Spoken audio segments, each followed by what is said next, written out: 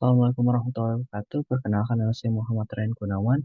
Pada kesempatan kali ini saya ingin mempresentasikan PPT saya mengenai peradaban Mesir. Mesir kuno adalah suatu peradaban yang berkembang di bagian timur Laut Afrika. Peradaban yang terpusat di sepanjang hilir Sungai Nil yang panjangnya 1.400 km. Peradaban ini dimulai dengan penyatuan Mesir Hulu dan Hilir sekitar 3.150 sebelum Masehi.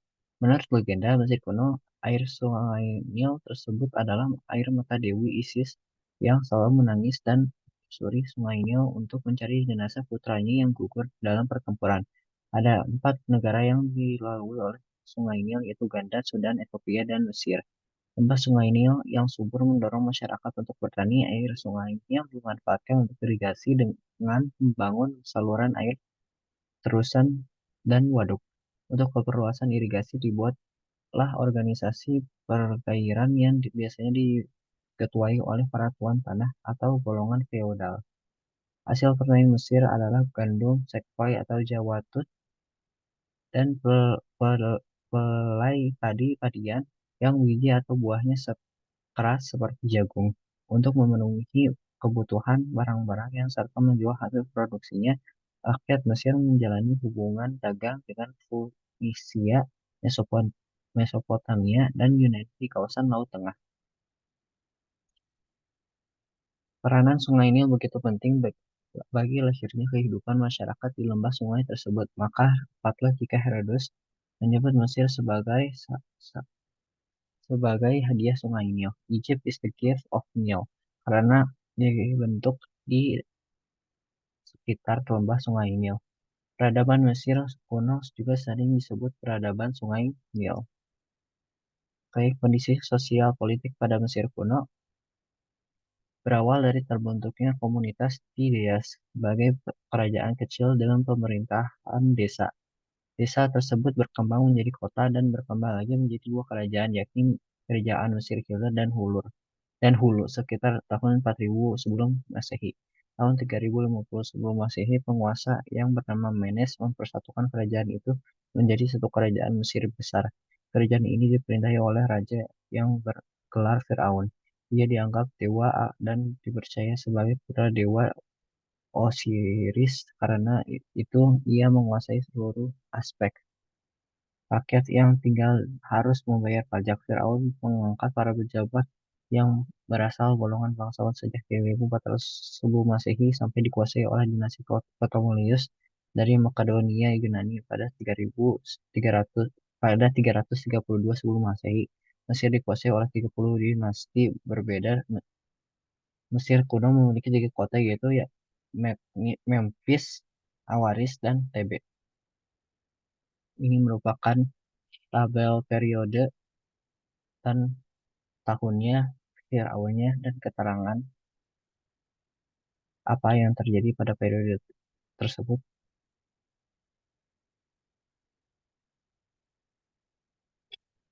Oke. Yang pertama ada periode pradinasti dari 3100 sebelum Masehi sampai 3050 sebelum Masehi. Tahun 5500 sebelum Masehi, suku-suku kecil yang menetap di lembah Sungai Nil berkembang menjadi peradaban yang menguasai pertanian dan peternakan. Peradaban terbesarnya adalah kebudayaan Badari di Mesir Hulu. Di sini masyarakat sudah membuat keramik, peralatan batu, dan penggunaan tembaga. Di Mesir Utara, perkembangan peradaban Amratia dan Gerzia di Mesir Selatan. Peradaban Nakkada mulai memperluas kekuasaannya di sepanjang Sungai Nil tahun 4000 sebelum Masehi. Sejak Nakkada satu, orang Mesir berasal dari mengimpor obsidian dari Ethiopia.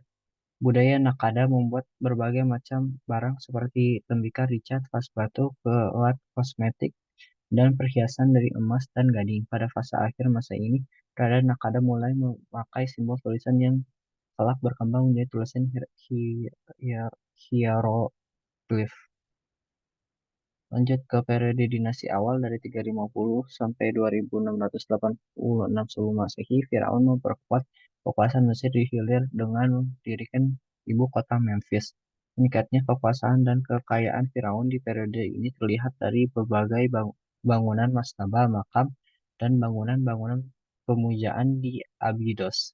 Ia juga memperkuat lembaga kerajaan dan legitimasi sehingga mereka mudah mengontrol kepemilikan tanah, tenaga kerja, dan berbagai sumber daya yang sangat penting bagi pertumbuhan peradaban Mesir kuno.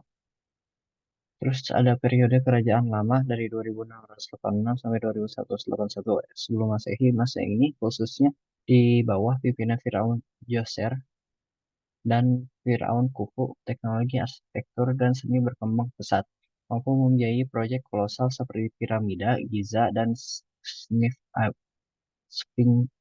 Agung dan membuat karya-karya seni istimewa. Meningkatnya produktivitas pertanian mendorong kemajuan ini dan dimungkinkan karena adanya pembinaan dari pusat.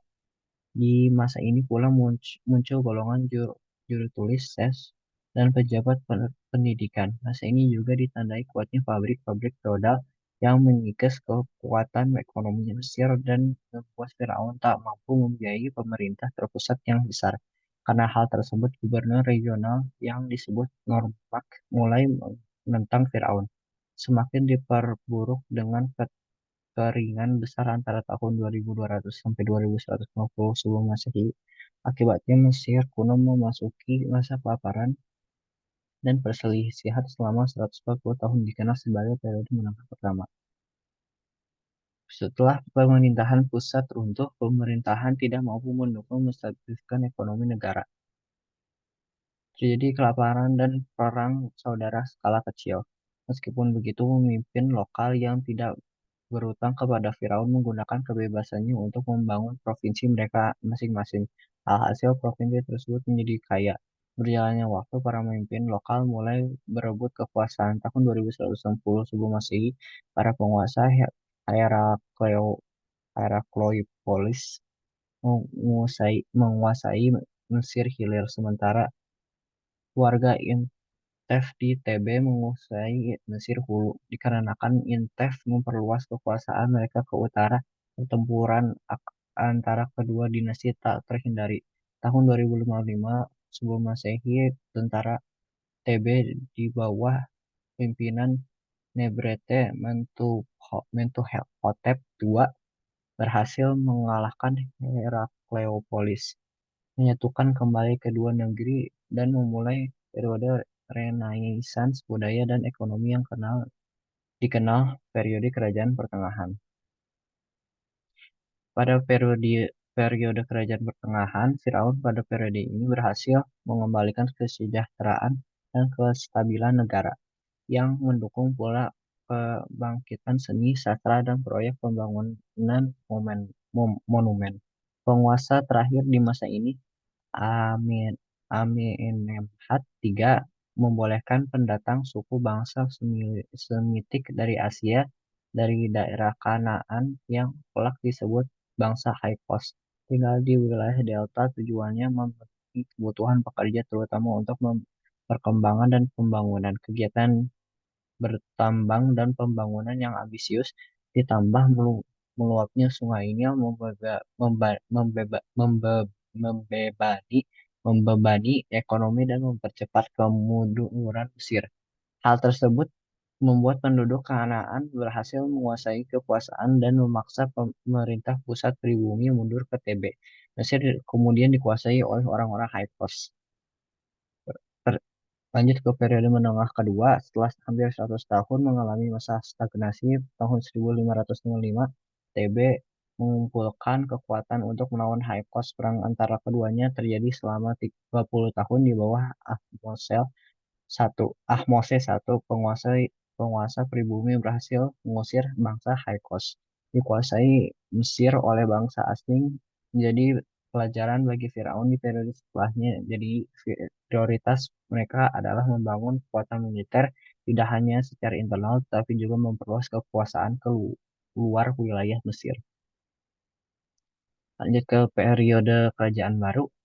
Warisan terkenal Firaun adalah terwujudnya kemakmuran yang tak tertandingi, seperti adanya perkembangan skala besar, gedung mewah, kuil megah, serta makam yang desain dan arsitekturnya tidak kalah dengan Mesopotamia. kampanye militer untuk memperluas pengaruh Firaun sampai ke Suriah dan Nubia. Para Firaun terkenal membangun monumen untuk memulihkan pencapaian mereka, di antaranya Tutmosis 1 sampai 3, Firaun perempuan, Hat- Hat- Hatshepsut, dan Ramses II. Oke, ini merupakan Firaun pada kerajaan baru. Ada Tutmosis 1 dan 3, Hat- Hatshepsut, Amenhotep, dan Ramses II. Kerajaan baru di akhir periode Mesir mendapat serangan dari bangsa barbar, yakni Libya dan orang laut yang menguasai Laut Aegea. Pengaruh dan kekuasaan Firaun di Mesir dibayang-bayangi kekuasaan Imam Agung di Kuil TB, dan maraknya korupsi di sana membuat kerajaan lemah dan terpecah. Akibatnya Ramses 11 hanya menguasai wilayah utara Mesir Hilir, dan para Imam Agung Amun menguasai selatan Mesir, Tengah, dan Hulu. Pada masa ini, Mesir akhirnya jatuh ke tangan gubernur kuat bernama Mendes. Ia mendirikan dinasti baru dan mengawali periode menengah ketiga. Ditandai dengan berkuasanya dinasti Mendes, ia memerintah dari ibu kota utara Mesir bernama Tanis. Wilayah selatan pun tunduk pada kekuasaan Mendes. Sekitar tahun 945 sebelum Masehi, bangsa barbar dari Libya menetap di delta barat dan membentuk dinasti bernama dinasti Bubastid. Di bawah pimpinan Shoshenq, dinasti ini berhasil menguasai wilayah selatan dan menempatkan keluarganya dalam kependetaan yang penting. Tahun 727 sebelum Masehi, bangsa Kush dari Nubia menundukkan dinasti Bubastid dan dari sana menyerang utara. Namun tahun 1671 sampai 667 Asyur menyerang Mesir. Masa kekuasaan Kush Taharqa dan penerusnya Tanutamun berkonflik melawan Asyur, tetapi berhasil dipukul mundur ke Nubia. Asyur juga menduduki Memphis dan menjarah harta karun di kulit-kulit TB. Terus di periode akhir Asyur menyerahkan kekuasaan pada vassal-vassal pribumi yang dikenal sebagai Raja-Raja Sais. Pada 653 sebelum Masehi, Raja Sais Samtik I berhasil menguasai Asyur dengan bantuan tentara bayaran Yunani yang direkrut untuk membentuk Angkatan Laut Mesir.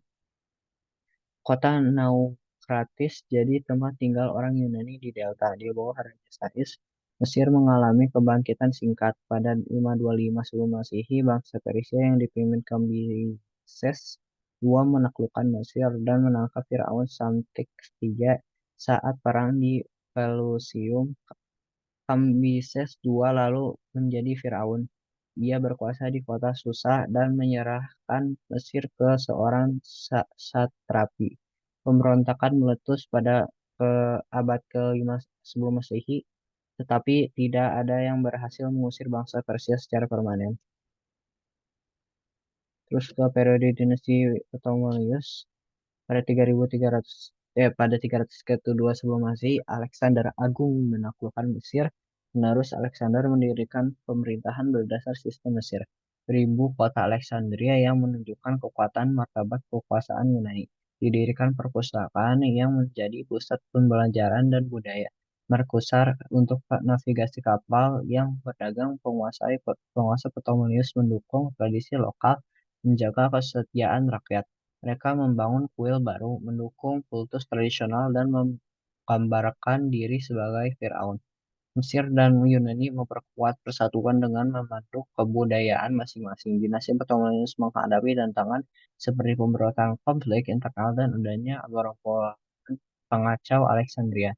Setelah kematian Ptolemaios IV, Romawi pun menyerang Mesir. Invasi di latar belakangi persoalan politik, yakni Ratu Cleopatra VII dengan kekasihnya Marcus Antonius yang dianggap merongrong bangsa Romawi. Pada pertemuan Actisium tahun 30 sebelum Masehi, Mesir tunduk pada Romawi. Terus kekuasaan Romawi periode ini Romawi masih mempertahankan beberapa tradisi seperti mumifikasi dan pemujaan dewa-dewi. Pertengahan abad pertama, pertengahan abad pertama agama Kristen mulai mengakar di Alexandria. Muncullah penganiayaan orang Kristen karena dianggap mengancam agama lokal yang memuncak pada masa Kaisar Diocletianus sekitar 303 Masehi dan berhenti pada 313 Masehi dikarenakan Kaisar Konstantinus Agung yang Kristen mengeluarkan Edik Milan. Isinya memberikan kebenaran untuk beragama. Di bawah pimpinan Kaisar Theodosius tahun 391 Masehi, agama Kristen bahkan menjadi agama resmi Kaisar Romawi, agama negara. Konsekuensinya, sistem kepercayaan kuno pada masa sebelumnya dilarang dan kuil tutup. Budaya pagan Mesir larang hilang, kemampuan penduduk asli untuk membaca hieroglif terus berkurang seiring dengan melemahnya peran pendeta kuil. Pendeta-pendeta kuil. Jadi, masyarakat Mesir dikelompokkan ke dalam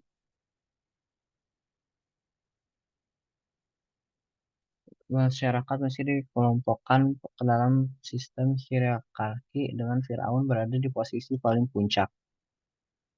Firaun diyakini sebagai Tuhan yang paling berkuasa. Terus di bawahnya ada wazir, penasihat, dan tangan kanan Firaun. Terkadang menjadi imam agung. Terus ada bangsawan berkuasa di kota Mesir, Nomes yang relatif berstatus otonom. Terus ada imam bertanggung jawab membuat dewa senang melaksanakan dan melaksanakan ritual. Terus ada juru tulis mendokumentasikan peristiwa penting melalui catatan. Terus ada tentara yang mempertahankan kerajaan dari serangan musuh. Terus ada tukang tenaga kerja terampil, petani golongan terbesar di Mesir kuno bekerja di tanah milik Firaun, dan yang paling bawah ada budak atau tawanan perang. Kayak sistem percayaannya pada masa ini percaya dan menyembah banyak dewa seperti contohnya Dewa Ra dan Dewa Aman yang kerap disebut Dewa Amon-Ra. Terus ada pengawatan jenazah yang mulai berlaku bagi semua kalangan selama memiliki biaya. Hal ini didasari oleh kepercayaan atas kehidupan setelah mati.